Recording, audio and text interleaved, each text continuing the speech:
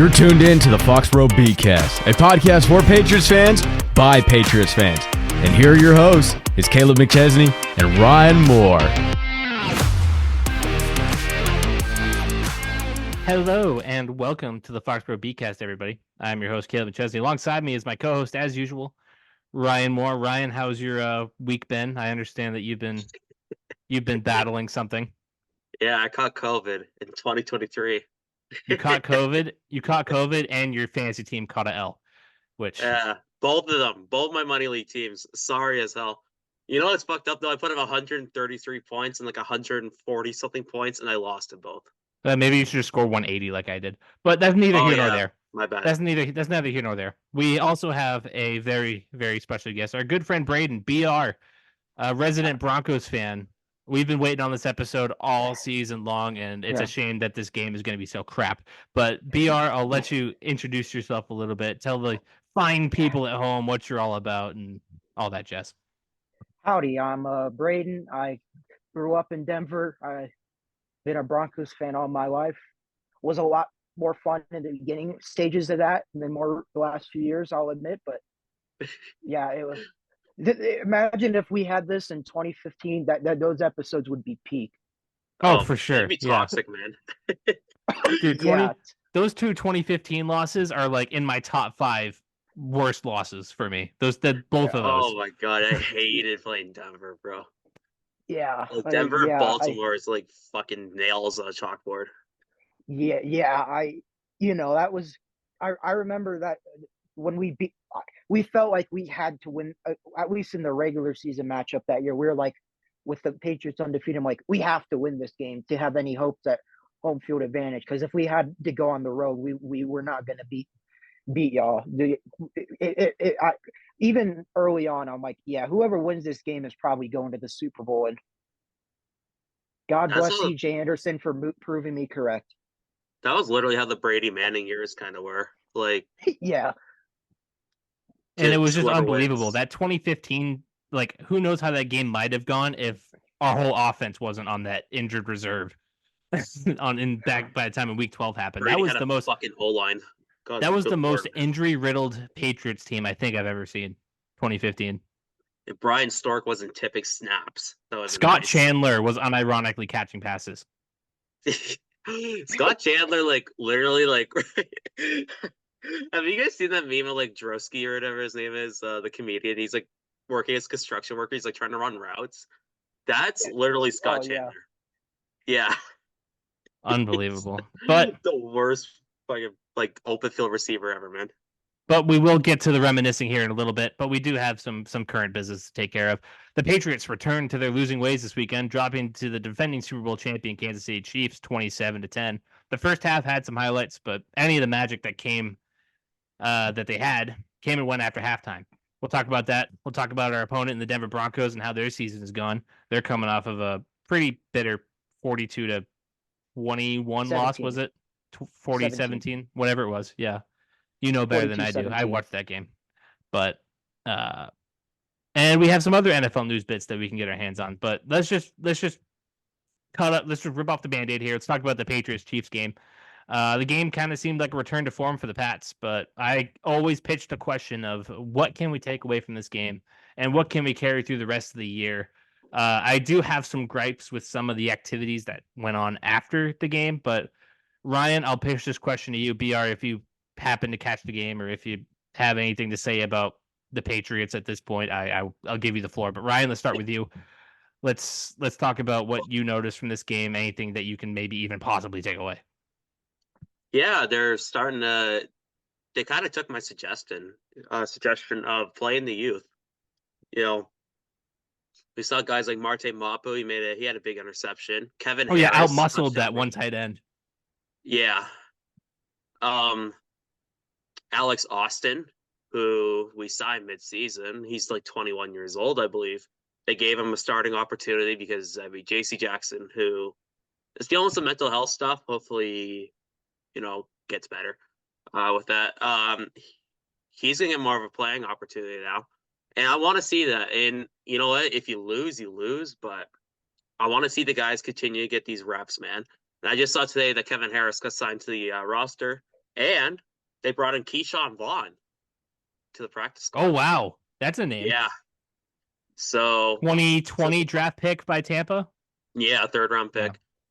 He was all right. Like, you know what? At this point, let's get the youth in. They also got a quarterback, Nathan Rourke from the Jaguars, who showed out in the preseason. I remember he had a crazy highlight against Dallas. I wouldn't mind seeing him maybe get an opportunity last week of the year if Zappe just continues to play like he did in the second half. Zappe wasn't that good in the second half. In First either half, he was second great. half. Either in the Pittsburgh Oh, game first and half in he the was solid. in the Kansas City game. The second half, he was just nowhere to be found. Yeah. And that was the same thing with the Steelers game, right? Like, first half, he was dotting at. Second half, where was he? Yeah, I wouldn't be against seeing Nathan Rourke as a full-time starter. And I'd like to see Keyshawn Vaughn get some real game opportunity because we need a third down back desperately. We haven't been able to fill that void since James White retired. Yeah.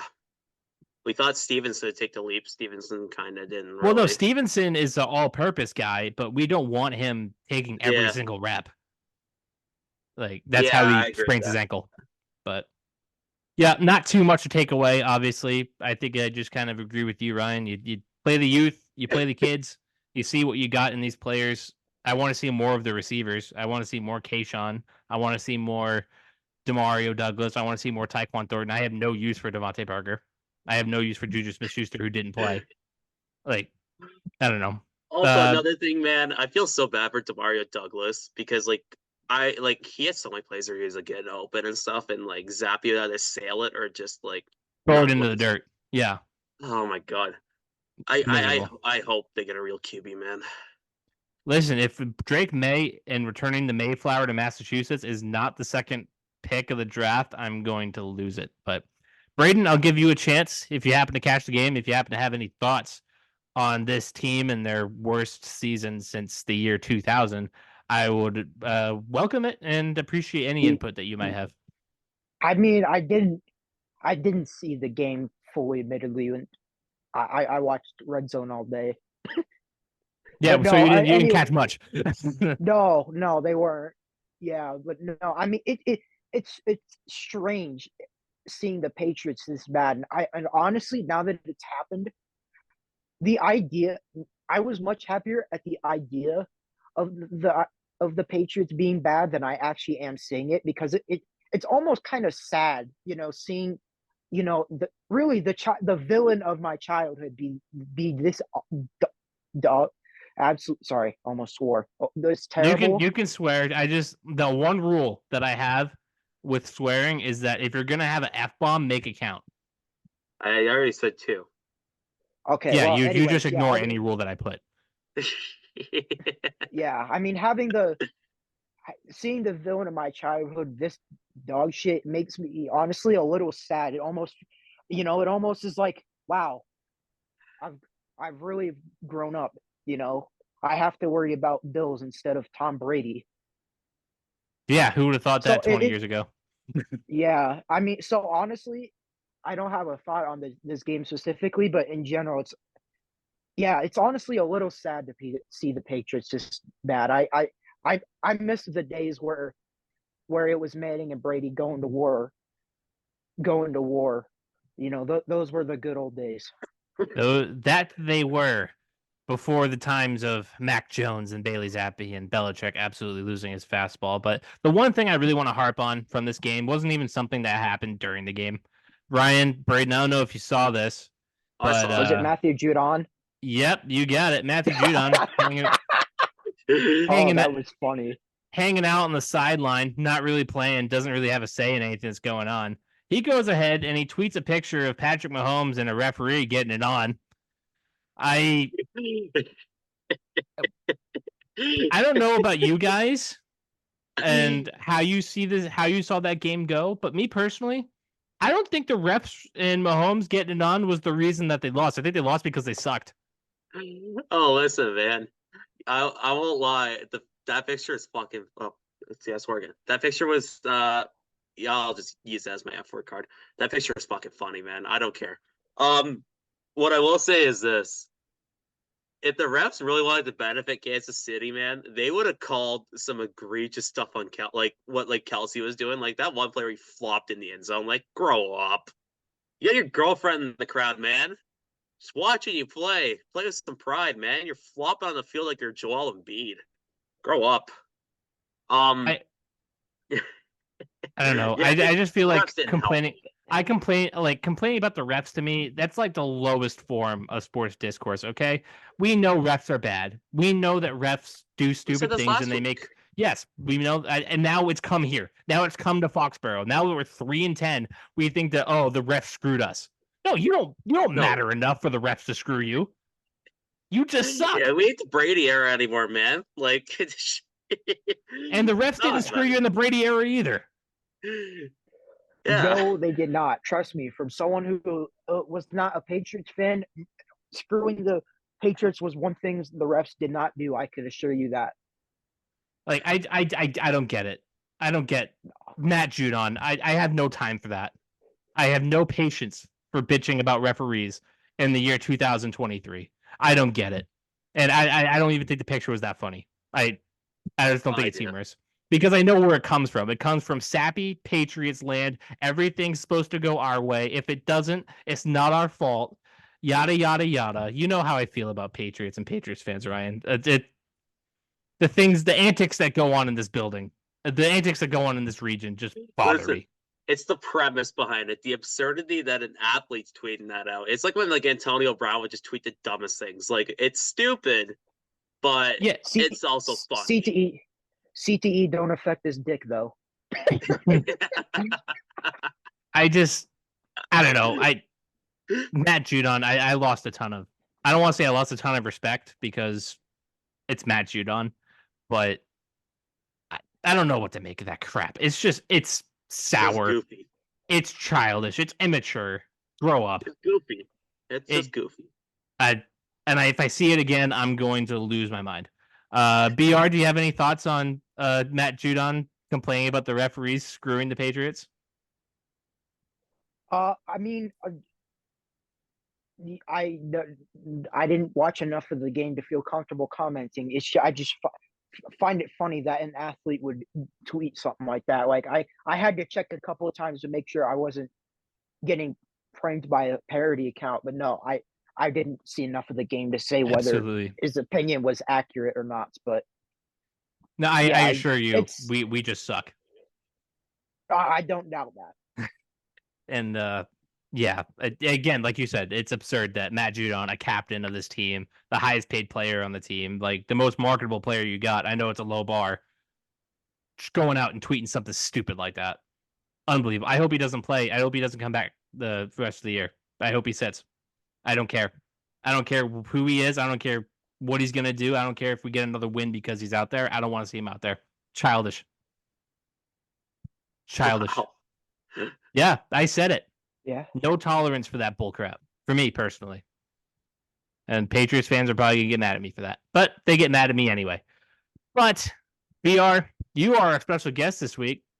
You've been following the Broncos very closely this year, and you can give us some insight on what's going on with that team and what the Patriots can be looking for this weekend. So if you want to lay out what this Broncos season has been for you, the first year of Sean Payton, trying to resurrect Russell Wilson, it's been kind of a roller coaster. I understand, but roller coaster is a fair way to put it. I mean, I do not think you could have. I don't think you could have written a worse start possible. Because all right, you start out, you lose. The first play of the Sean Payton era was we did an onside kick, opening kickoff of the season. We recover it, the onside kick, before it went 10 yards, so it's an illegal touching penalty.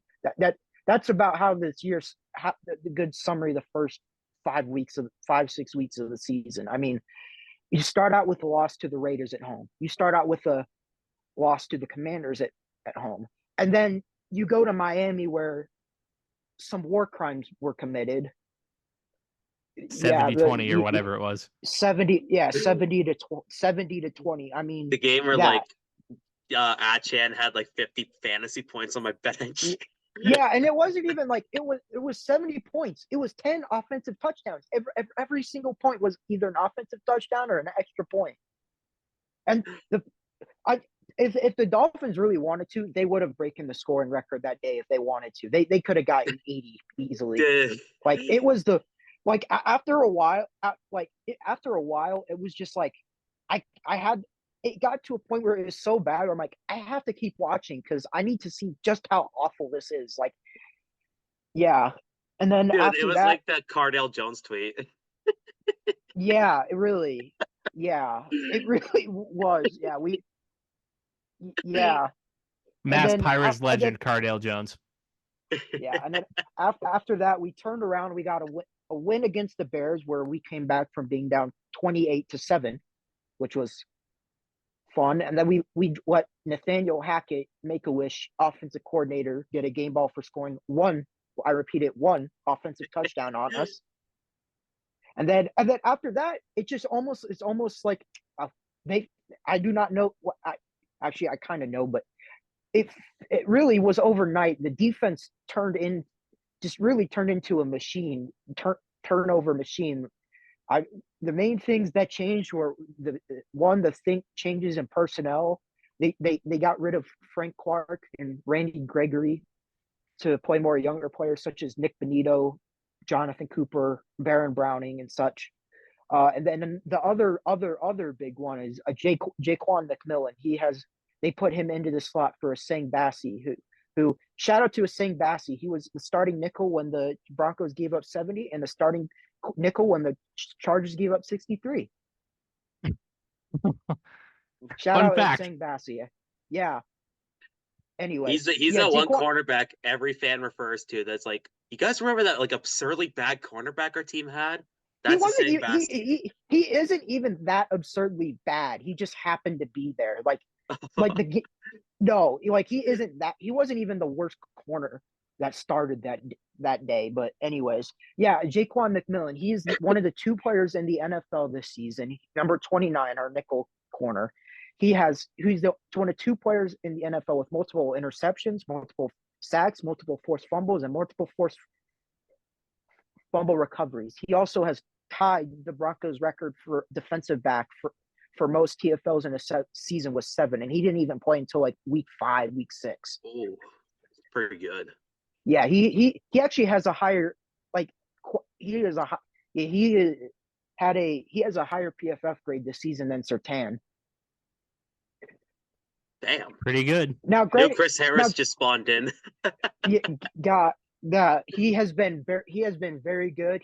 He's extremely smart. He's extremely smart. He's physical. He's a good tackler, and yeah, he's basically everything you want in a modern NFL nickelback. And I don't want to say he alone is responsible for it, but I don't think it's particularly a coincidence that the defense turned it around when he started playing, and then this most recently, the game against Detroit, he was very bad. It was his worst game of the season, and the defense fell apart again. And I don't know it's exactly a coincidence.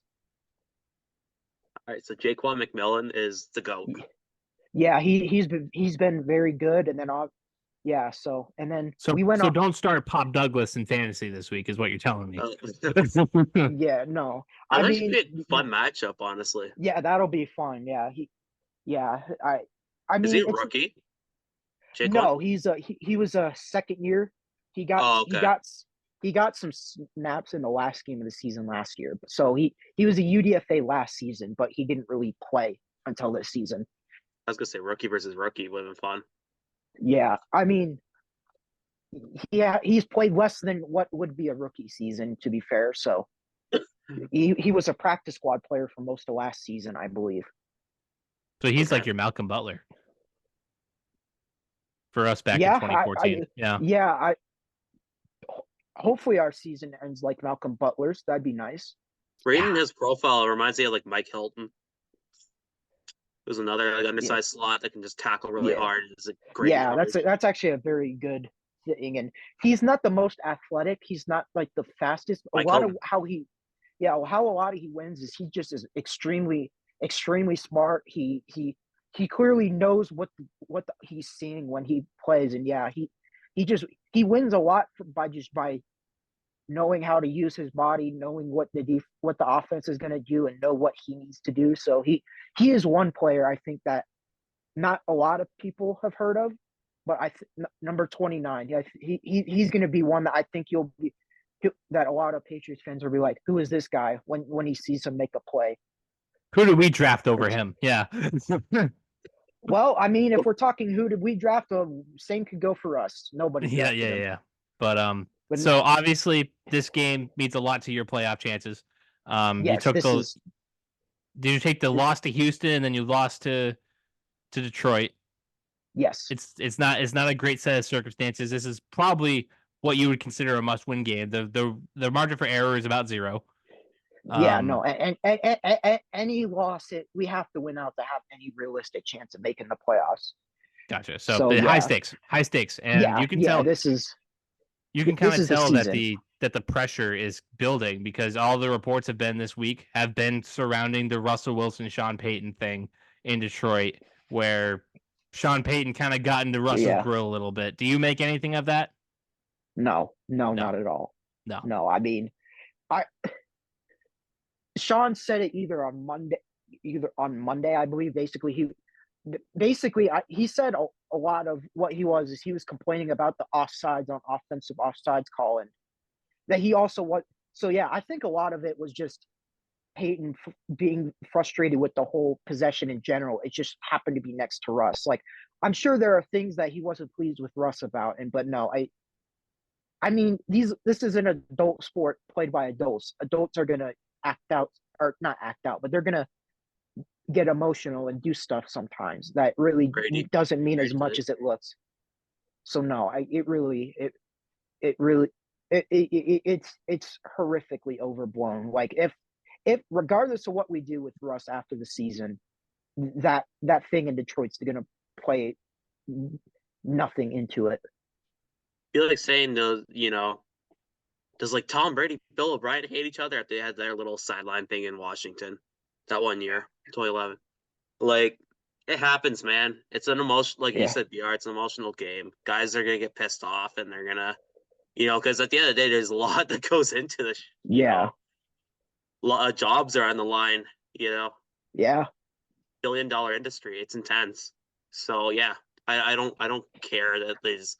As long as it's not a constant, like it's like a Oh, it's not constant at all. That's the closest thing I can think of it was after the turnover that de facto ended the Jets game. Basically, Peyton looked over to Russ and he didn't scream, but he's like, you're hot to the effing flat, to where. But that was a play that Russ kind of deserved it on that one against the Jets.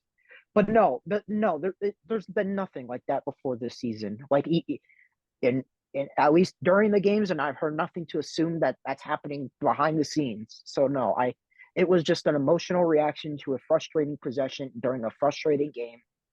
It just so happened to be directed at or next to the quarterback who has a lot of question marks about his future.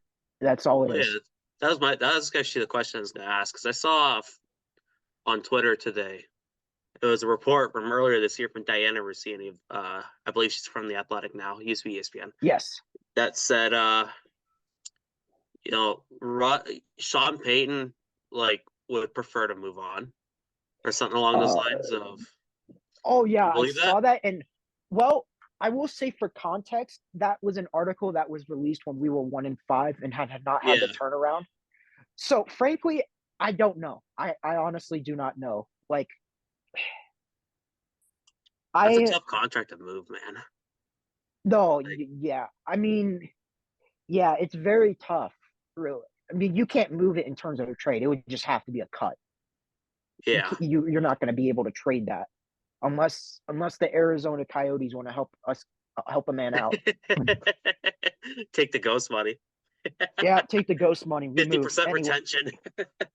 We will be there. But no, I mean, Russ has proven this season that he can be a quarterback you can win with. He has been a game manager this season, and for most of this part during this win streak, a very effective one. For the most part, he's made good decisions. He's been good with his deep ball. He's been able to get out, and he has shown a very good. He's shown levels of like ability to change the play at the snap, and like there's a lot more audibles with Russ this year than last year, which you would think it'd be the opposite. But yeah, he has shown a improvement of almost like his pre-snap reads and such. Not to say that he was ever bad at it, but like he has more of a mastery of the line of scrimmage before the snap that frankly I haven't seen a Broncos quarterback have since Peyton. Like he has been very, very good up before the line of scrimmage. He's been able to run. He's been able to make good decisions. For the most part, he's been able to avoid turning the ball over. He's been a quarterback that I think you can win with. So he's finally looking like the Russ you thought that you were going to get when you traded him. Yes. I think this is what, like, I kind of figured that we were past, 2018, 2019 Russ when we traded for him. But yeah, this is kind of what I expected it to be. Maybe a bit more yards, his passing yards has been quite low, but he's fifth in the, well, it might be different after the Lions game, but going into it, he was fifth in the NFL in completion percentage, 3-to-1 passing touchdown to interception ratio. Like he's been fine. He's been a league average starting quarterback, which would be perfect. If Russell Wilson did not have the contract he had, I don't think there would be much of a discussion of moving on. I think the contract, understandably, I will say, the contract is why people want to move on from Russ. It's not because could he be better? I'm sure. But like he has been fine. He has been a quarterback that we can win with this. And I think that a good Broncos team can have Russell Wilson as the quarterback. Yeah. I think the underrated thing that we got to watch out with Russ, though, he's sneaky old. I don't think people realize he's 35. Yeah. I mean, to be fair, 35 in the NFL today is not what 35 in the NFL was a decade ago.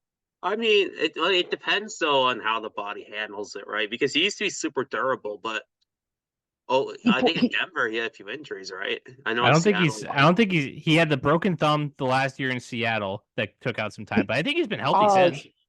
He played injured He played through a shoulder injury last season, but this year he's been fine. Yeah, just gotta keep, like, if you're Denver, you just gotta keep on. If you're stuck with that contract, you just gotta keep adding to the O-line, man. Can't let him keep taking hits because the O-line actually has been very, very solid this year. It wasn't against Detroit. They were terrible, but really basically, if you're not named Mike McGlinchey, you have done at least an average job this season. Okay, so replace Mike McGlinchey, who I think is also on a big contract. yeah. We can't cut him until after next season. Oh man, draft is replaced regardless. Yes, I would be in favor. But yeah, Bulls has probably played his way into a new contract. Ben Powers has been all right. But maybe I'd like a bit better with what we paid him, but he's been good. Cushenberry has very much played his way. Lloyd Cushenberry is the most improved Bronco this season. Like what he was certified ass the first 3 years of his career, but now under Zach Strief, I believe it is. He was a former offensive lineman for the Saints. He's our offensive really line tackle. He's our offensive line coach, and he has taken a very good improvement. Quinn Miners has been excellent this season. So, and at times McGlinchey has been okay, but in general, most of the O-line has actually been quite solid this season. This is easily the best offensive line we've had since the Super Bowl team. So I guess my final question would be before we move on to the roundtable, before we get to the Patriots game and all that, and we really, rip this apart. The big overhead question, I think, for Broncos fans anyway, from an outsider's perspective, is how if this team is to make the playoffs at a 5, 6, 7 seed, how deep do you think you could go?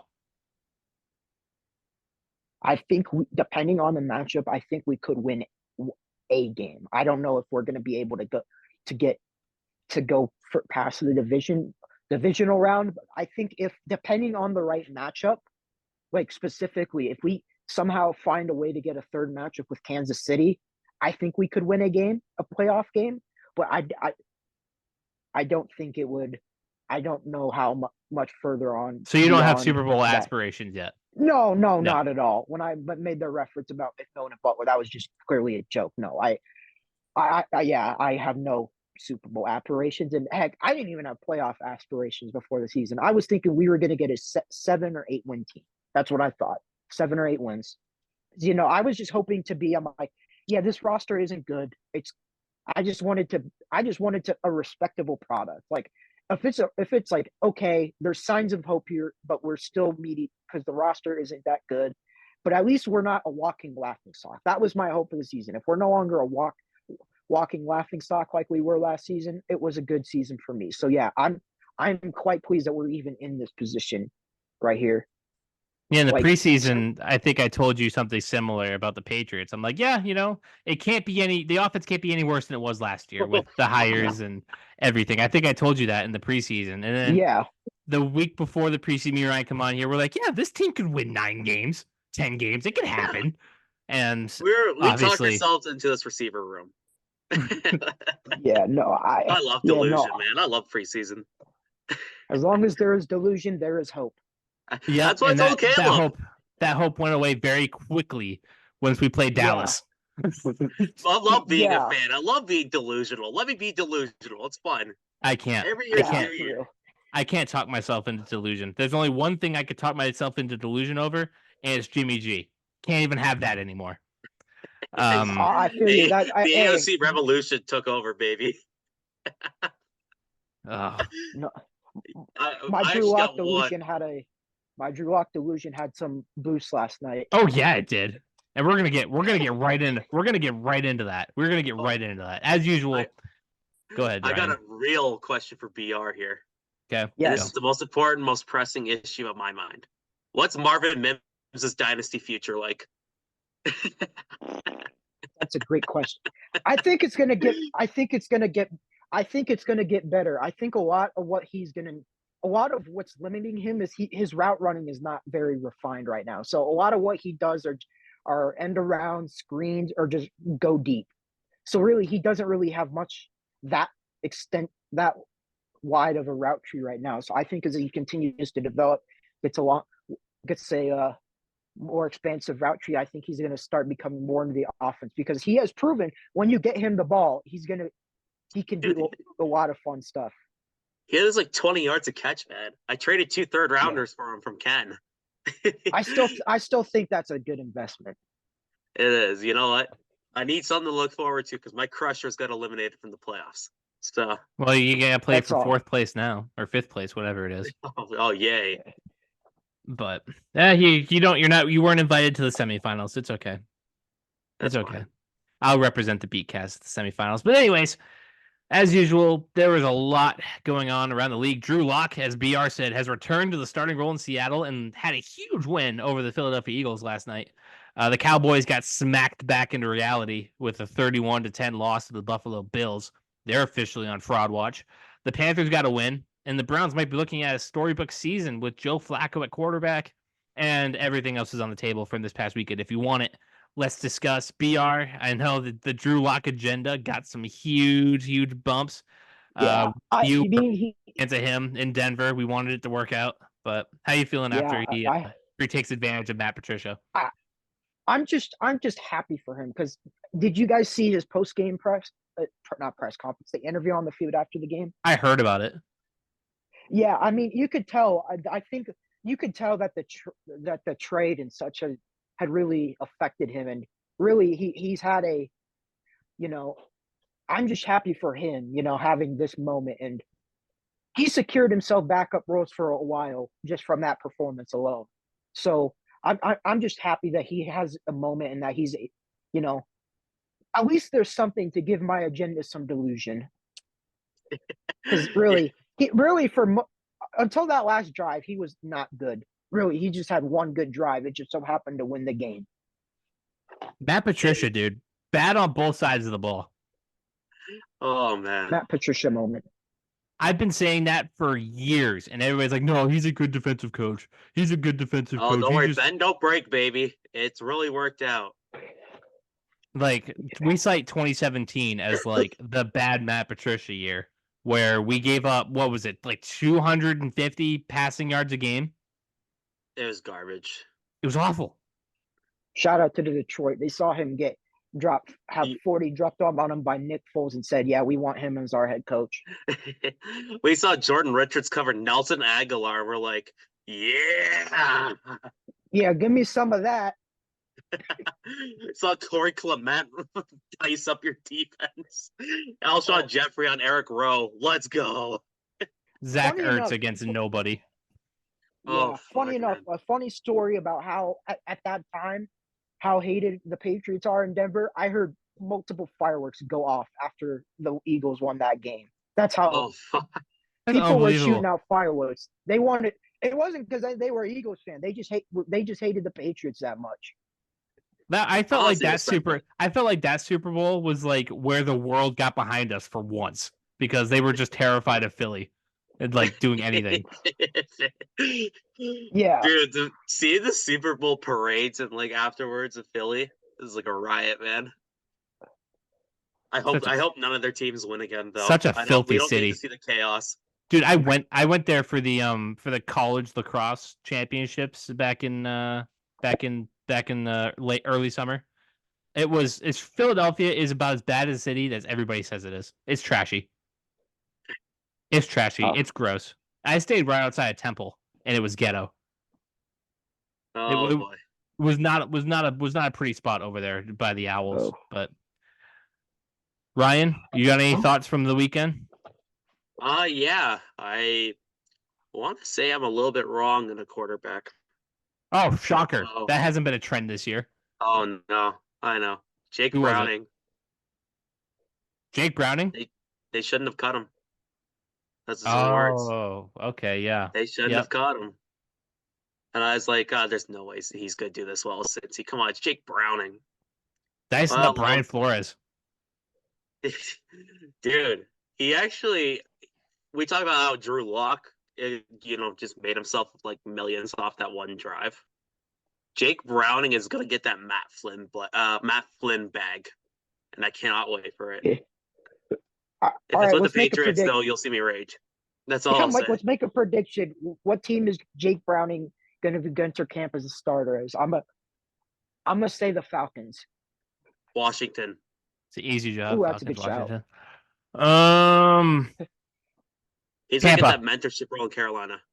I'll give him Tampa. The Bucs will move on. They'll try to get someone a little younger with a little bit of a future. They'll go look at Browning and Baker Mayfield. I don't know where he ends up. A lot of people have been saying New England, and I will end this podcast if Baker Mayfield is a Patriot next year. I will end it.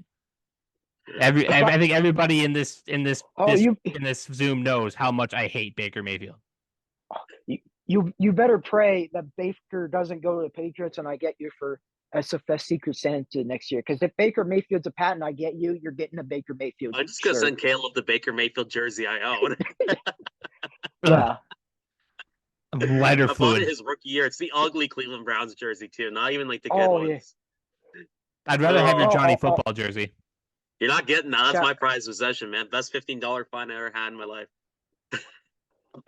Oh yeah. I'll give you my Josh Gordon one. I have a Flash Gordon jersey. I have a Flash Gordon Patriots jersey. Yeah. I have a Browns Flash Gordon. I bought it as soon as he got suspended. I got it for like 3/4 off. It was awesome. Respect. Free Josh Gordon. Awesome. Free Josh Gordon. Even though he's like washed us out now, I still love Josh Gordon. Josh Gordon and Justin Blackmon would be perennial All-Pros if they played in today's era where marijuana wasn't a problem.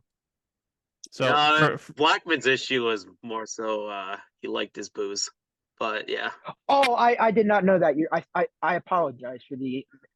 Then okay, then let me clarify my statement that Josh Gordon would be a perennial All-Pro.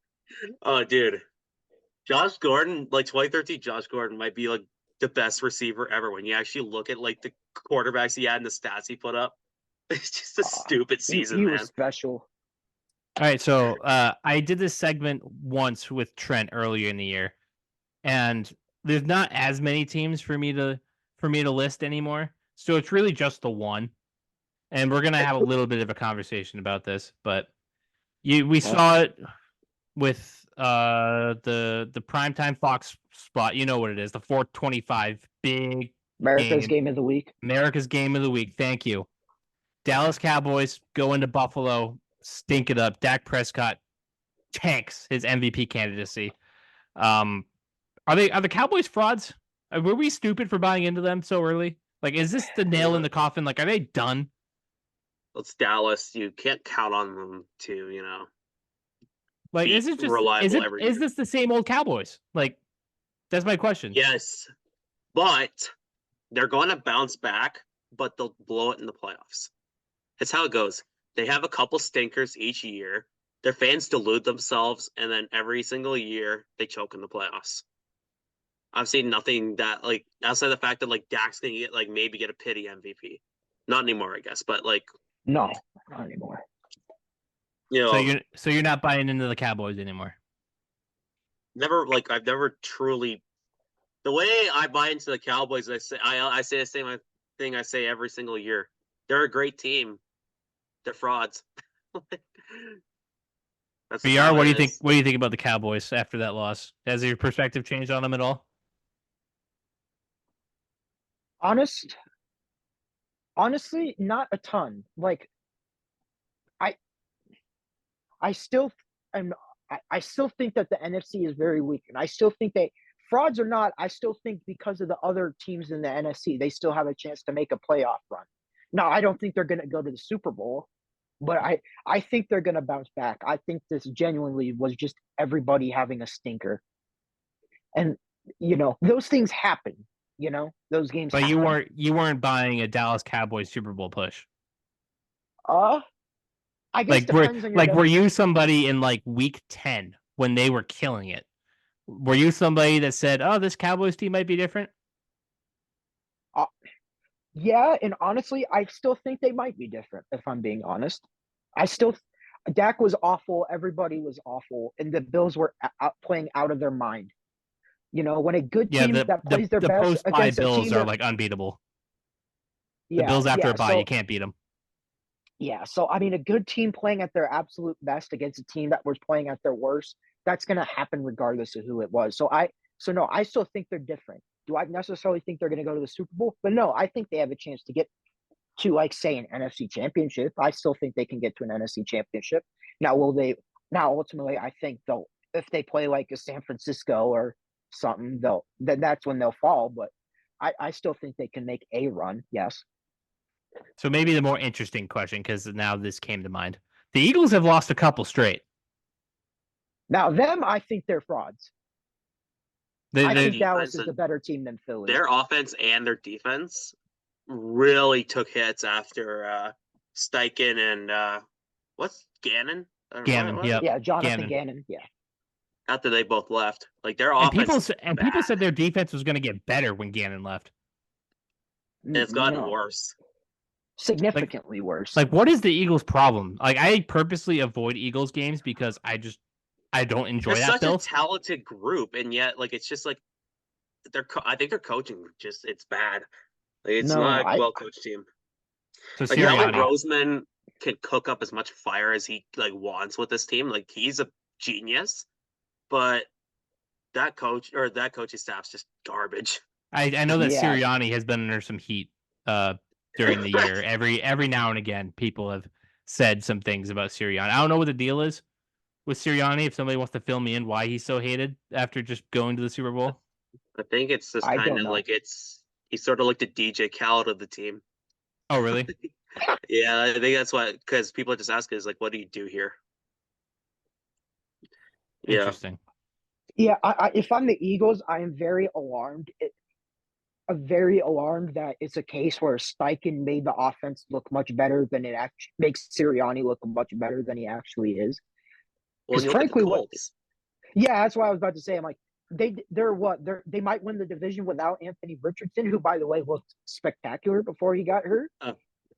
If imagine that team and Anthony Richardson, the run attack they'd have.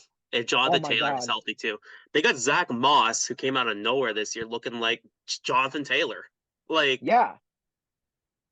I mean, what Steichen's done has been very impressive. I mean, So no, if I'm the Eagles, I am very alarmed at what I'm seeing. Not just for now, but for the future.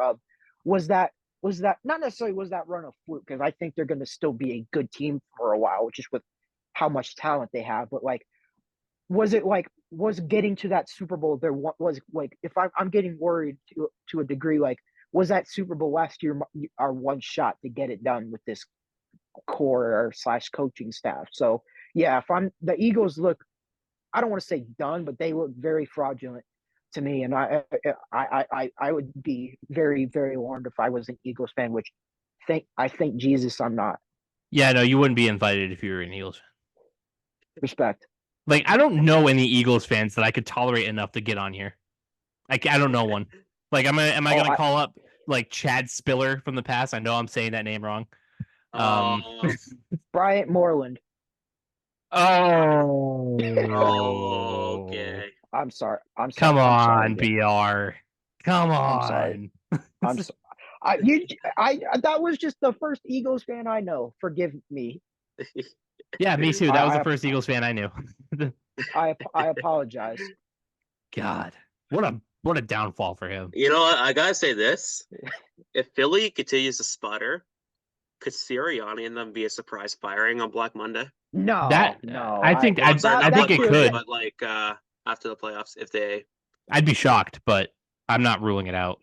That's why it'd be a surprise, right? Especially if people are like asking, "What the hell do you do here?" No, like does Howie clean staff?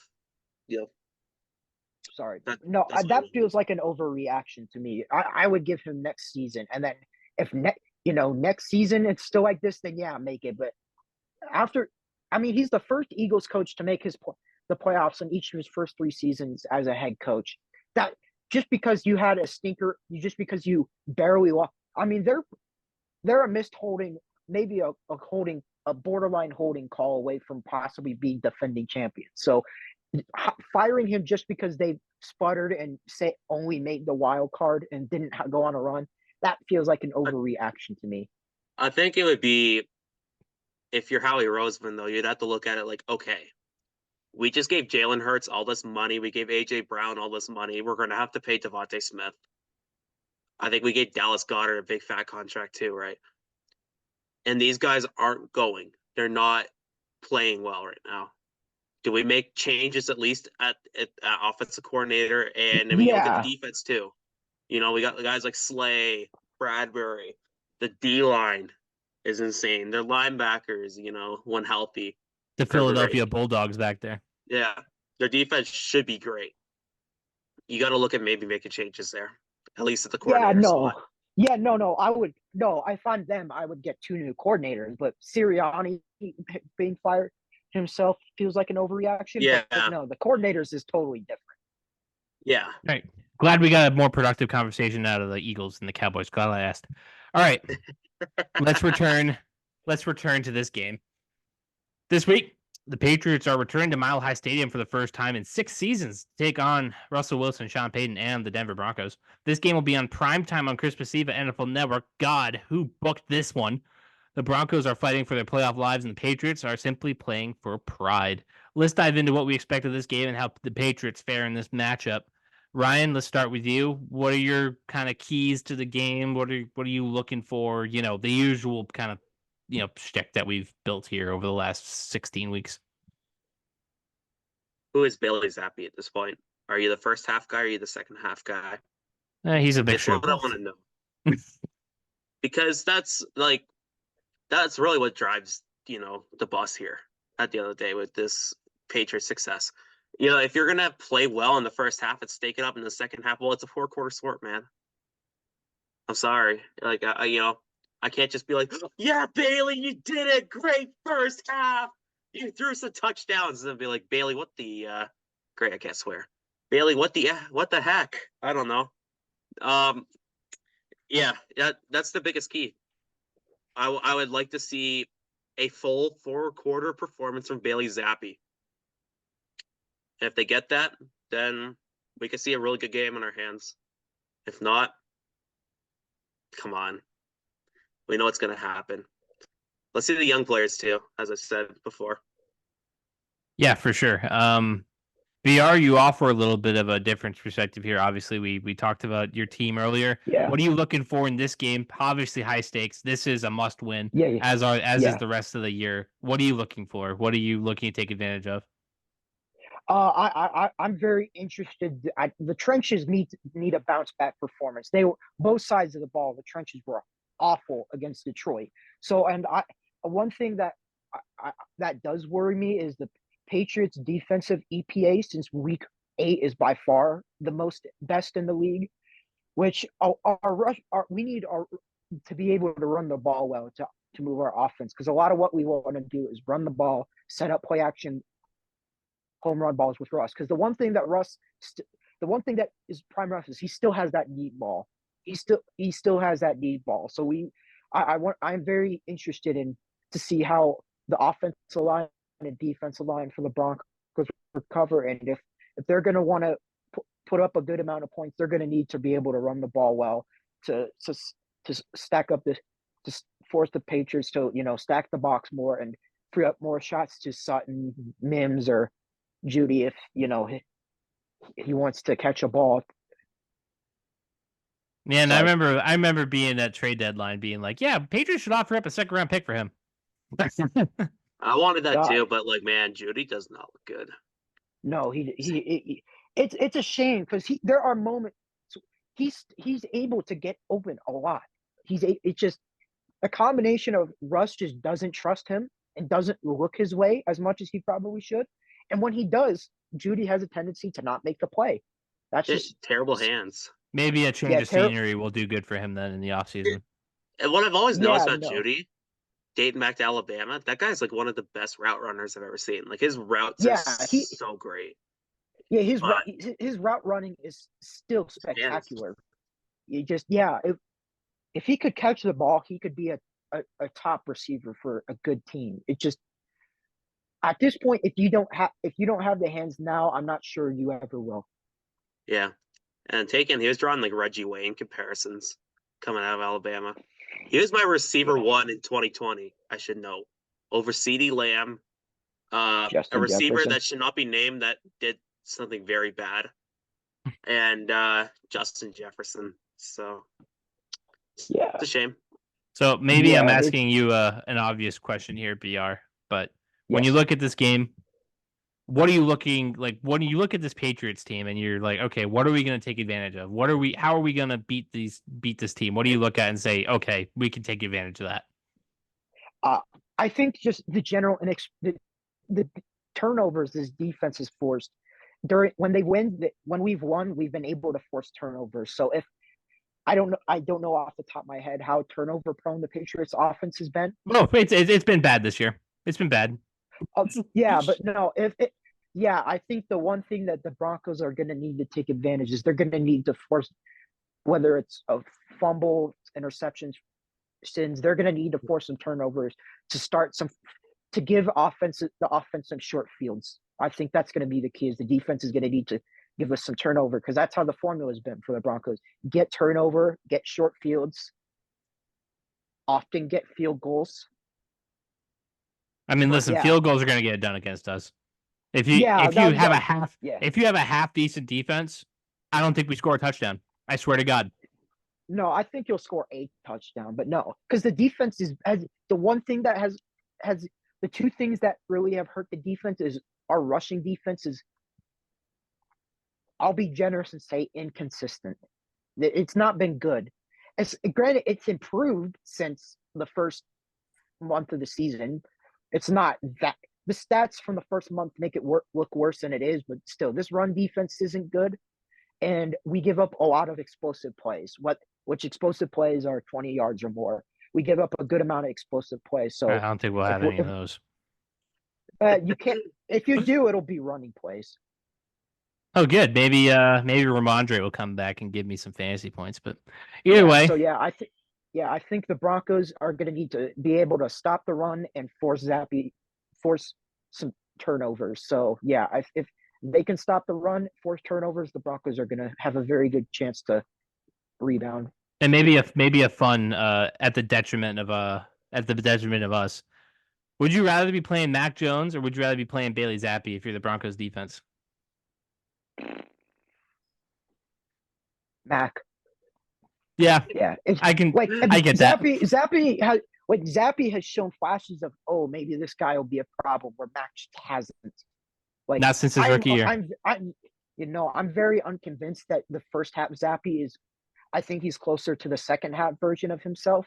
But regardless, the fact that the thought of, ooh, he might be, if he has, he's a bit more consistent, he might be a problem for us, makes me much rather want to play McCorkle than Zappy. Yeah, they might bury Mac under Gillette by the time the season's done. I don't think we'll see him again. That's been a conversation around here this week, is if we'll see Mac Jones again. I really doubt it. If you see Mac Jones again, it'll be him coming back to New England as a visiting member of a visiting team, in my opinion. Yeah, I don't think his career is done, but I think that he needs a change of scenery. Funny enough, people had linked the Broncos to Mac Jones. People were saying that if we move on to Russ, that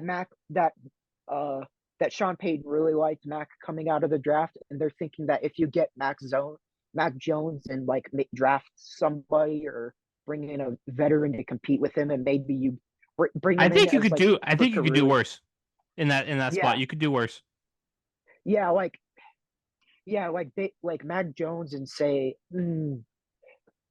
Mac Jones. These are two incredibly different players, but Mac Jones and like Jameis Winston, something like that. If we move on from Russ, yeah, I don't hate that at all. And listen, if and when Mac Jones isn't the quarterback anymore, I'm pulling for him. I want to see him do well. I do. Yeah. I wanted to see him do well this year.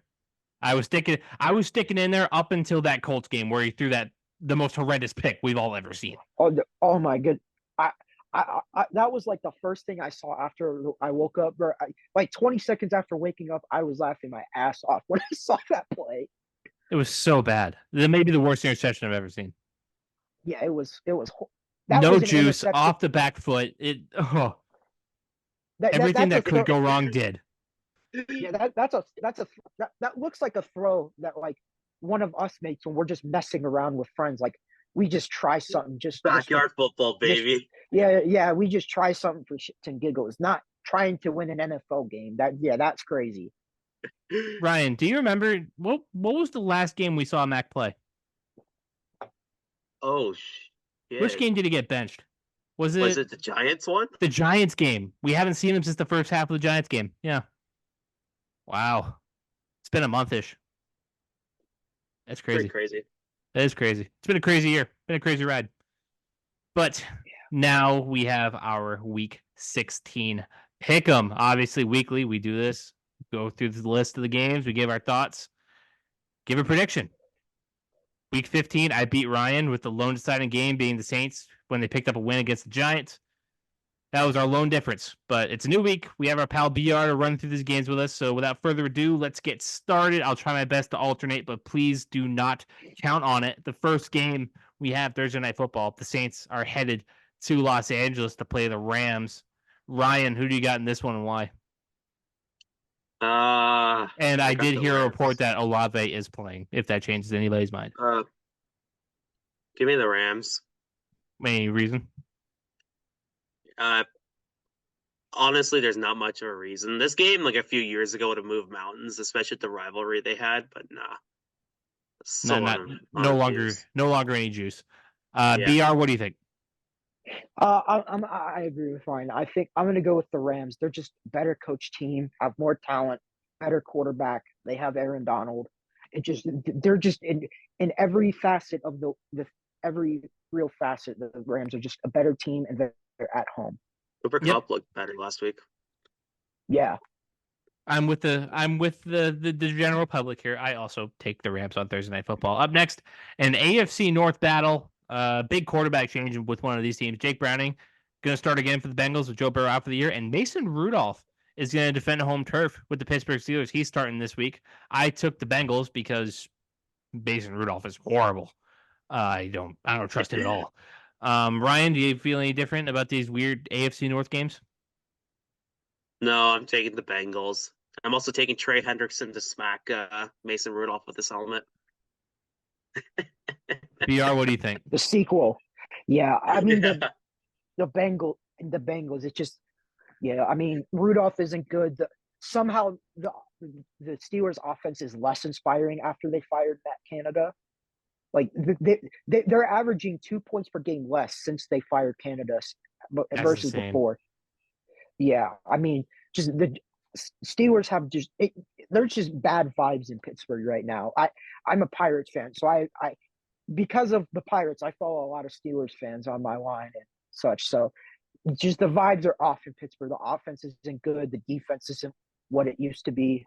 It's just in the Bengals and Browning are playing inspired football right now. I think they're going to find a way to get it done.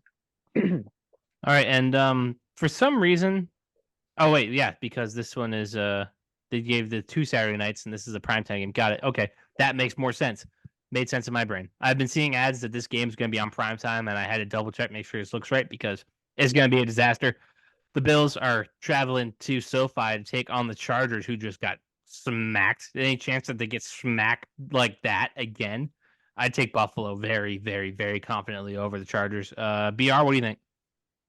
Yeah, Buffalo's going to win. I mean, with how Bills fans travels and the fact that Chargers fans are about as real as Ohio, it's going to be a practical home game for Buffalo. They're a better team. I don't want to say probably better coached. Who knows with the regime changes, and obviously the post coach firing bump is a thing. I just don't believe it'll be enough to overcome just the sheer difference in talent and coaching and such that the Bills have. Ryan, what do you So think? I'll take Buffalo. That Chargers roster is sneaky bad, man. Yeah. The underrated storyline, Quentin Johnston. Oh. Oh my What a bust. God. What a bust. I don't want to it feels so mean calling a guy a buster after his rookie year, but I'll say my it. God. I'll say it. He looks in Kill Harry bad. He's terrible. He barely gets open. He can't catch the ball. He's slow as shit. My God. N'Keal Harry was better than this guy in his rookie year. Good Lord. Not making any fans on this podcast. Don't take a TCU receiver in the first round. That's my declaration. Because the last 3 we've seen, Josh Doxson, Jalen Reagor, and now Kurt Patriot, Jalen Reagor, and Quentin Johnston. Those guys suck. Bad. So I assume that Ryan is taking the Chargers here. Yeah, and I'll take the Bills. Come on. Up next, another team undergoing a quarterback change at home. The Gardner Minshew takes his Colts to Mercedes-Benz Stadium, I believe it's called, in Atlanta to take on the Falcons, who are starting Taylor Heineke. I'm taking the Colts. They're hot. They're red hot. And the Falcons just lost to the goddamn Panthers. Unbelievable. Maybe the sloppiest game I've ever seen. But I'm taking the Colts confidently. Ryan, what do you think? Give me the Colts, I guess. What a gross game. Yeah, nobody's watching this one. BR? This is probably going to backfire, but I have a gut feeling telling me to pick the Falcons, so I will. Okay. I respect it. They got some talent on that roster. Yeah, I mean, to keep the pulse of bullshit, man. I don't have any logic. It's just my gut feeling is telling me the Falcons are going to win this game, so I'll pick them. Very nice. That's why I love the gut feelings. I do. Up next, the Seattle Seahawks. Are they still going to start Drew Lock here? Any idea? Maybe a little too early in the week to tell. I'm going to go and guess since Geno almost played on Monday. I'm going to say Geno's going to play. Yeah. Yeah, Geno's going to play. Is there quarterback controversy in there? Just a little bit? Any chance? Probably not. Probably no. Seahawks traveling to Tennessee to take on the Titans, who might be without Will Levis. Solid chance. I'm taking Seattle. I think they're the better football team, top to bottom. Titans got eliminated from the playoffs. They do have some juice every now and again, but not enough that I can believe in. BR, are you feeling any different? No, Seattle, they're on a roll. Seahawks do this every year. They start out terribly, then just get going in November, and they always start out terribly, and then they always find a way to get into the playoffs. And I don't see this week being any any different. Give me Seattle. Ryan, what do you think? Yeah, Seattle. Especially like Levis is such an agent of chaos that like he could have made it a game with Ryan Tannehill coming back. It's just it's Seattle. And again, it's not confirmed that Will Levis is out, but It's a high ankle sprain. So like what makes it don't Levis look fun? good. It don't look good. The Lions Yeah. looking to maintain their hot streak or traveling to Minnesota to take on the Vikings, who just had a heartbreaking loss against the Bengals there. Needed that one They to make should not have cut against the guy they should not have cut. Yep. The whole you shouldn't have fucking cut me thing. Well, there's your effort, Caleb. Yeah, then I'll be fine. I'll make it the rest of the show, believe me. I'm taking the Lions. If you ask me when Josh Dobbs is playing really well, I would have picked Minnesota for this game, but it's a different team. They just don't have the juice anymore. I'm out on the Minnesota wagon. Ryan, what do you think? Yeah, no, Minnesota, it's over for them, man. I don't think they're really gonna go that much further this year. The whole Pasternak shit too ended. Looks rough. BR, what do you think? Yeah, the Lions have their first chance to win their first ever NFC North title. Last time they won the division, it was the NFC Central. The Lions, but Wow. yeah, the Lions can win the division Sunday. The Vikings are just running. They had a good run. They gave it all they had. They're running out of juice. The Lions, unfortunately, have their mojo back. Not unfortunately because I dislike the Lions. It's unfortunately because it was at the expense of the Broncos. But yeah, no, give me Detroit. Yeah. If Kirk Cousins was playing, I'm taking Minnesota. But if Kirk Cousins never got hurt, the Vikings are probably leading the division right now, for being honest. I'm right there with you. Up next, this game should be interesting to say the least. Washington is heading to MetLife take on the Jets. Aaron Rodgers confirmed not really coming back as much as we all kind of figured. It'll be is it still Zach Wilson over there? Slide. Yeah, is Zach Wilson still. And Sam Howell, actually, he got benched at the end for Jacoby. Could we see Jacoby getting his revenge on his old AFC East rival? I'm here for it. I took Washington. I took Washington. Whether it's Jacoby or whether it's Sam Howell, the Jets, they're weird. I can't trust them. Can't trust the Jets. Give me Washington. BR, what do you think? Funny enough, this is a matchup between statistically the worst offense in the league versus the worst defense in the league. This matchup. The movable force versus the stoppable object, or whatever it is. Yeah. Yeah, but no, I mean the Jets have a good defense. They're better coached than the thing. You said it's in MetLife, right? Yep. Yeah, in New York, give me the Jets. I respect that. Ryan, what do you think? I think it's gonna be the Jets. Finally, me and Ryan have a difference.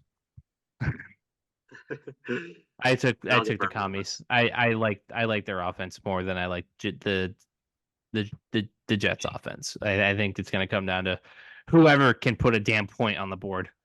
I think the Jets offense just doesn't know what they're doing. They don't. But it'll be a fugly one. Speaking of a team that doesn't know what they're doing, Carolina Panthers are hosting the Green Bay Packers. Jordan Love, I'm sorry, Ryan, I'm sorry. I don't buy him. I don't. I'm still believing in him. Misses easy throws every drive. Misses layups every drive. Listen, go look at Aaron Rodgers' rookie or first year starting. It wasn't pretty either, baby. Uh-huh. I still feel the love. Uh-huh. I'm despite that, I am taking Green Bay. As much as I'm not a buyer on Jordan Love. And I think that team should look at quarterbacks. But BR, what do you think? Yeah, give me the Packers. They're a better team, better talent, better coached. I really hope Bryce Young's able to turn it around year 2. Ryan, what do you think? I can still feel the love. Yeah. Glad you're singing that guy's songs in 2023. Not like that's got any connotations to it. BR, what were you saying about Cuddy saying that, not the other guy. BR, what were you saying before I cut you off? Something about Jordan Love. Packers need a quarterback. Oh yeah, I I actually do. I am kind of in the middle. I think I think there is something there. It's just not there now, which is kind of crazy considering how much time he's had to sit. But like yeah, I I think Love can be good, but I would understand if the Packers feel they can't wait for it. Yeah, no. Well, the Packers are the youngest team in the NFL, if I remember correctly. So, Are they? yeah, like their whole offense is like rookies or second year guys, or like obviously Love is like a first year starter. So, like, Yeah. I want to wait till next year until I can, really give my full opinion on Love. If he still is missing wide open throws and stuff like that, then yeah, it's time. But I think they'll give him another year. They gave him that like extension for a reason. Yeah, yeah, I don't know. If he was in New England, I'd probably feel a little better about him. Like, because we wouldn't be as atrocious as we are, because Yeah. a lot of our issues is the quarterback. But I don't know. He's really with all talented. with all that talent around him and all that talent he has in his body, and he can't make a simple out route. I don't know. Some mechanic fixes. But once again, like I said, Rodgers' mechanics were not that great. It gives me some weird vibes. First year in Green Bay. Gives me some weird vibes. Up next, I think maybe the game of the week. Cleveland headed to Houston. Joe Flacco. CJ Stroud should be back. It's going to be Adam Schefter. Wait. Adam Schefter said that Stroud probably isn't playing this week. Oh, not okay. The game of the week. Okay, never mind. That changes the whole thing for me. I was still taking Cleveland either way. I think they got something magic. Yeah. They got some Flacco magic. Joe Cool. Screw Joe Burrow. Give me Joe Flacco. That's the guy. I think That's Joe the man. Flacco is an elite quarterback. He is an elite quarterback, very elite. He won the Super Bowl. Very much thankful to his great, fantastic arm. He's also thankful. Also thankful to Raheem Moore. Give me the Browns. Ryan, what do you think? Come on, I just gave my Joe Flacco endorsement. All right, BR, what do you think? I'm gonna use my one F word to say fuck Raheem Moore. Fair enough. Don't slander my cousin like that. What the hell? He cost us a ring, damn it. Well, no, he didn't. No, I respect it. No, I mean that Ravens loss hurt me like a million times more than the Super Bowl where Seattle just dog walked us. Yeah, I feel like when you get dog walked, it's easier to take than losing in a heartbreak. What? Yeah. I was at a party with all my family. First snap went over Peyton's head. And everyone was saying, "Oh, it's only the one play," but you could tell everyone was like, "Yeah." Everyone was like, "Well, shit." That was me at halftime of Super Bowl 51. I was just like, fuck. I swore again, sorry. But honestly, that's my raw emotion at that time. I was just like, you know what? I'm gonna have to hear the brunt of this tomorrow. I might as well just embrace it. It's not a heartbreaker, if and then magic happened. So didn't get to feel heartbreak. I felt triumph at the end of the night. Yeah. So no. Anyways, but with that being said, yeah, give me the Browns, especially with no Stroud. Up next, Jacksonville headed to Tampa, the battle of the Florida man. I took Tampa. The Jacksonville's been pretty uninspiring since Trevor Lawrence got hurt. There's not a whole lot. There's not a whole lot for me to really buy into. Ryan, what do you think? Yeah, the Jaguars are maybe the most mid team in the league right now, man. There's nothing that like excites me with that team, and they're supposed to be really exciting, but man, so uninspiring. With that being said, I don't want to show any love to Tampa, so give me Jacksonville. Picking Jacksonville out of spite. BR, what do you think? Yeah. I'm thinking that the Jags are running about as well as using the Khan family connection. The Jacksonville Jaguars is the all elite wrestling of the NFL. Like they have a lot of talent. They should be very good, but it's just mid. It's just mid. It's just mid. With that being said, I just don't believe in the Buccaneers. Give me the Jags. Gotcha. So all these NFC South teams are just going to drop one this week, apparently. NFC South moment. Yeah, nobody's getting any closer to winning that division. But another weirdly gross game. Arizona's heading to Soldier Field, take on the Bears. I have a hard time picking this game. Both these teams are just bad. Bad. There's nothing really to write home about with either of these squads. I took Chicago over Arizona, but I can see this game going either way. BR, what do you think? Yeah, I mean, the speaking of the Bears, let me just say my dream is that the Broncos get Justin Fields. This season has made me a believer in him. Really? I thought, Dude, Robert Tonyan should yeah, feel he is ashamed award. of himself for that drop. Oh my god, that was one of the best throws of the season, and he just dropped it. But yeah, I am a big believer in Fields now that I wasn't before the season. I think he's shown a lot of improvement. I think he's going to lead the Bears to a win this week. Ryan, what do you think? I'm with BR. Arizona's just not, and I need them to win. I prefer them to win, but they're just not there. You're still watching the draft board, you loser. Up next, the Dallas Yeah, I never said I hope Cowboys. the Patriots lose. I just hope Arizona wins. Dallas headed to South Beach to take on the Dolphins. Both these teams are really weird about when they play really good teams, so it'll be interesting to see how this one goes. I took the Dolphins. I've been riding the Dolphins high all season long. Ryan called me crazy when I said they win the division, and it looks like that could really happen. Very much thankful for that. Very thankful for Tua and Tyreek leading me to fantasy promised land. Although I gotta beat Tanner this week, so we'll see. Give me the Dolphins. The Cowboys, as much as they're in need of a bounce back, I just think the Dolphins are. I like them. I like them. I don't know what to say. The vibes are better. Ryan, what do you think? Give me Miami. I feel like, I mean, actually, I don't want to say Dallas is going to stake it up, but I think Dallas will play well and they'll have a heartbreaker. Miami will do something. I'm going to take the Cowboys. I think they bounce back from this week, and the Titans. Sorry, the Dolphins are. They've been very inconsistent at times. I think the Cowboys are going to take the ass whooping last week personally, and I think they're gonna bounce back and get a win over a very inconsistent Dolphins team. I don't hate that at all. I think this is a pretty good game. In my opinion, this is the game of the week. Yeah, and it should have been on Christmas Eve primetime, but we're gonna skip New England and Denver. We're gonna save it for last.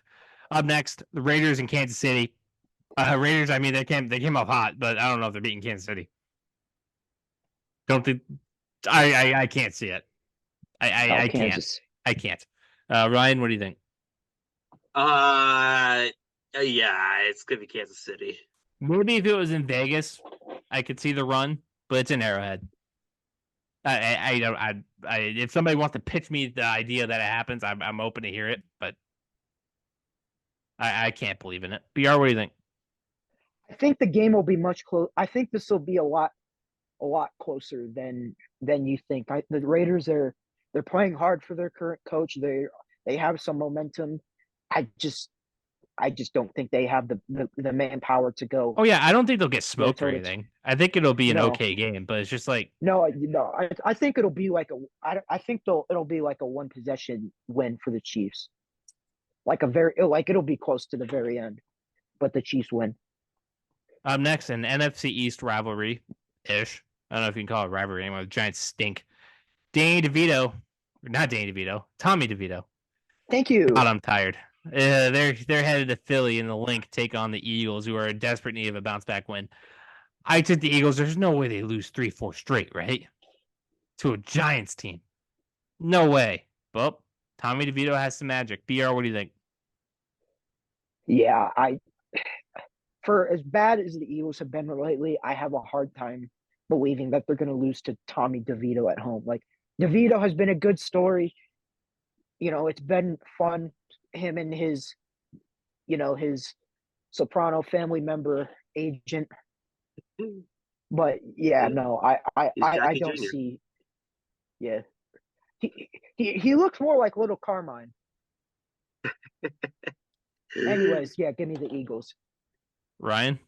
Yeah, listen, we talked about the Eagles and their coaching woes. You have to win this, and I think they will. So give me Philly.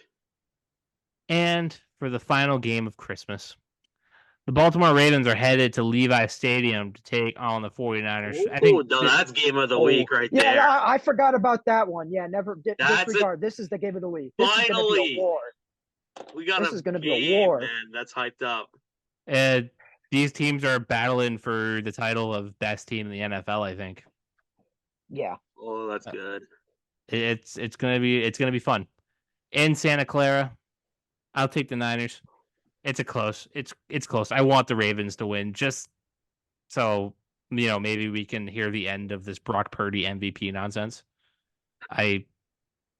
If Brock Purdy wins the MVP, what's The that? game's What's that gone. even? What's Listen, that man, even? Rich Gannon has an MVP. Where happened to the game that I loved is going to be what I'm going to be saying when the NFL awards come out. Brock Purdy as MVP is a disaster. Absolutely atrocious. Ryan, what do you think? You know what? Fortune favors the bold. I'm going to Baltimore Ravens. I hope you're right. I took San Francisco, and I hope you're right. Give me a score for the points.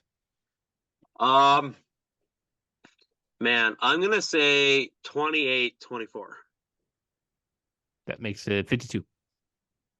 BR, what do you think?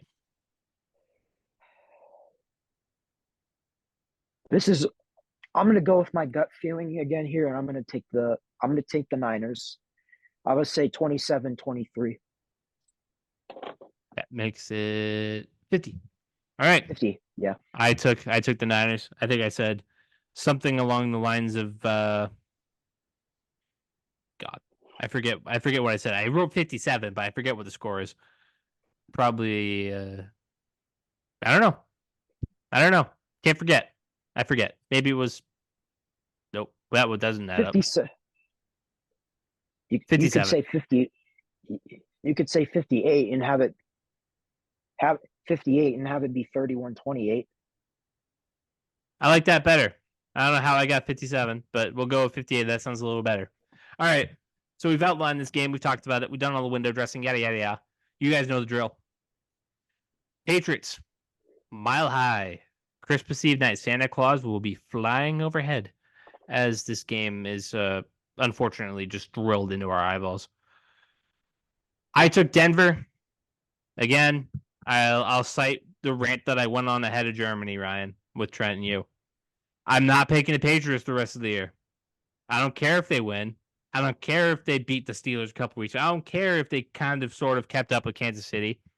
It's not a good football team. They don't know how to win games. And how do I expect them to win a game against a team that desperately needs to beat you at home? What am I supposed to do with that? No, I do nothing. I take Denver. Give me a score. 24-6. No touchdown. It's miserable. It's miserable. Ryan, what do you think? Denver. Do I even need to outline it? You kind of said everything I was going to say. It's not going to be a fun game. Well, you can just tell me I was right. I like hearing that I was right. Yeah, I'm sure. I'm sure you did, buddy. Oh, man. BR? Yes. I assume that you're not picking against your team here. That's correct. I'm taking the Broncos. It's just, I think it's going to be a very boring game. The Patriots still have a good defense against a inconsistent offense for the Broncos. Defense for the Broncos that gets a lot of turnovers, forces some sacks and such, and I think it gets a lot of pressure. I think they're gonna force Zappe into mistakes, and I think the Broncos are gonna find a way to get some points off of turnover and they're gonna get their way to a snooze fest and a 17-7 win. Yeah, I think you guys win pretty handedly. There's not going to be a lot of stress. I think it's going to be a pretty efficient, effective. You win this one confidently and you move on. The main thing that has me feeling it's going to be close is I think we're going to have some struggles running the ball, and I think that's going to slow our offense down. But at the end, we just have more talent. We're able to hit more explosive plays, and I think that combined with our defense's ability to get turnovers will get us to a win. And actually, I'll change it to 20-7. Fair enough. All right, guys. Any closing thoughts before I sign this one off?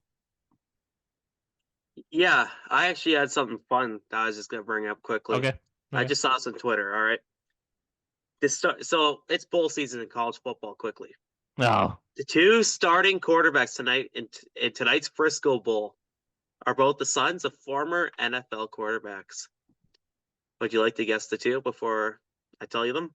I think one is isn't one Matt Hasselbeck's son? Nope. Oh, Around that era, though, one of them, Hassel. former AFC East rival. Pennington? Chad Pennington's kid plays for Marshall, and the starting quarterback for UTSA is Owen McCown. Oh, Sko Buffs. He started a few games for CU last year, and he got sent to the port. Yeah, he started. He actually is pretty decent. He looked all right considering that year, but he got Owen McCown has some talent, but he's not Shadur Sanders, so he entered the portal. So all of us grew up in that era of those two guys playing quarterback, Josh McCown and Chad Pennington, and now both of their kids are in college football. I don't remember much about Pennington, but I do remember Josh McCown. I played the Madden games growing up, man. Oh man, Pennington was actually nice. He didn't have a strong arm, but that dude was accurate as shit. The first of the Brady Six. Yep, he was actually a good quarterback. If only if he could stay healthy. Yeah. Damn shame. BR, any closing thoughts? No, I just want to say thanks for having me on. It's been a pleasure. That's the way to go. I'm honored that you trust my intelligence enough to not embarrass you. Man, we had this plan since the schedule came out. I know, but regardless, I'm very thankful for this opportunity. And I'm glad that we had you on. And if the Broncos make the playoffs, you're going to be one of the first people that I reconnect with. Hopefully we will be there. You and Ken on the same episode. That'll be fun. Oh yeah. But all right. This was the Foxboro BeatCast, everybody. Thank you, Ryan. Thank you, BR, for coming. Make sure you guys like, subscribe, follow, share, comment, anything you want. Go Patriots. Happy Christmas. Happy holidays. You know, the whole 9 yards. Go Broncos. Go Broncos. This was the Foxboro BeatCast. Thank you for watching. Thanks for tuning in to this edition of the Foxboro BeatCast. Make sure you like and subscribe and follow us on Facebook and Instagram.